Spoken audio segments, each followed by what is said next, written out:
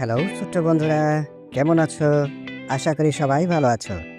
আজকে আমি আবার এসেছি তোমাদের জন্য আরেকটি মজার গল্প নিয়ে।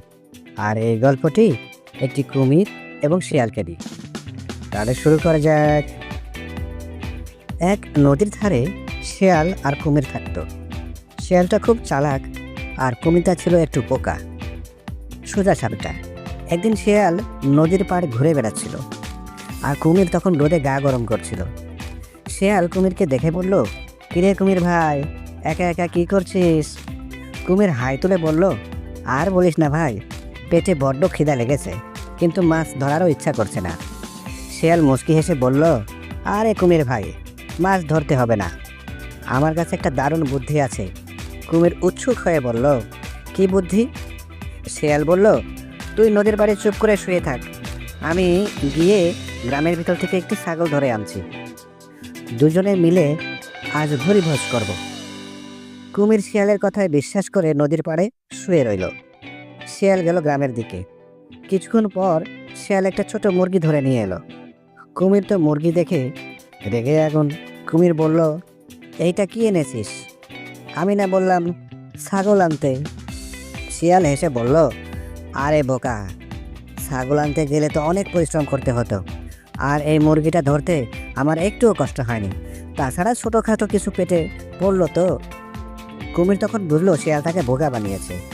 সে মনে মনে খুব রাগ করলো, কিন্তু কিছু বলল না। পরের দিন কুমির নদীর ধারে বসে কাঁদছিল। শিয়াল এসে জিজ্ঞাসা করলো, কি হয়েছে রে কুমির ভাই, কাঁদছিস কেন? কুমির বলল, আর বলিস না ভাই, আমার একটা ছোট্ট বাচ্চা নদীতে পড়ে গিয়েছিল, সাঁতারও জানে না, তাই বাঁচাতে পারিনি। শিয়াল কুমিরের দুঃখ শুনে খুব কষ্ট পেল। সে বলল, কোথায় পড়েছিল তোর বাচ্চা? চল আমি গিয়ে দেখি। কুমির শিয়ালকে নিয়ে নদীর একটি গভীর জায়গায় নিয়ে গেল আর বলল, এখানে পড়েছিল। শিয়াল যেই উঁকি মরে দেখতে গেল, কুমির অমনি তাকে ধরে পানির নিচে টেনে নিয়ে গেল। শিয়াল প্রথমে ভয় পেলেও পরক্ষণেই তার চালাকি বুদ্ধি কাজে লাগালো। সে বলল, আরে কুমির ভাই, ধরলে যখন ভালো করে ধরো, আমার লেজটা ধরেছ কেন?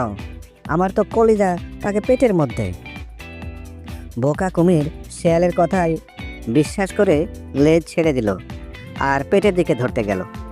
এই সুযোগে শিয়াল ঝট করে কুমিরের কবল থেকে ছুটে পালালো। তাহলে শুনলে তো সুন্দর একটি গল্প।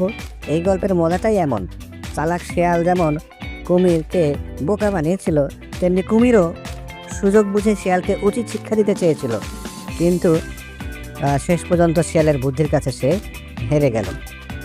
ঠিক আছে, আবার দেখা হবে পরবর্তী কোনো মজার গল্পে।